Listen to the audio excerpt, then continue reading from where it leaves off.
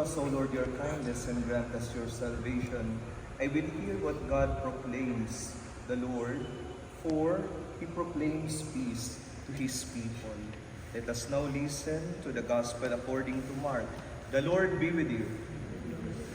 A reading from the Holy Gospel according to Mark. Glory to you, O Lord. People were bringing the little children to Jesus to have him touch them, but the disciples were scolding them for this. Jesus became indignant when he noticed it and said to them, "Let the little children come to me and do not hinder them.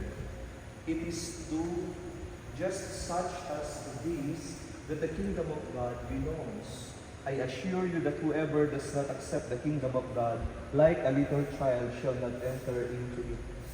Then he embraced them and blessed them, placing his hands on them.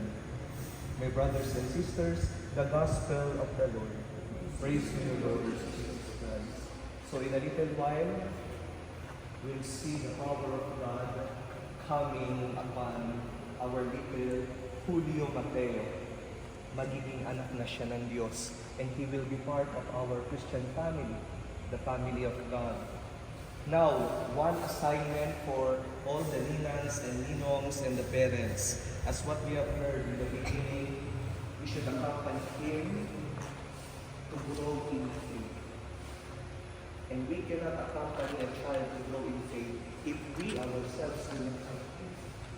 So, it is a challenge for us to nurture first our faith para naman maipasa natin yung faith kay Julio. Diba? It's not just a matter of gifts. Ano na, papalapit na yung Pasko.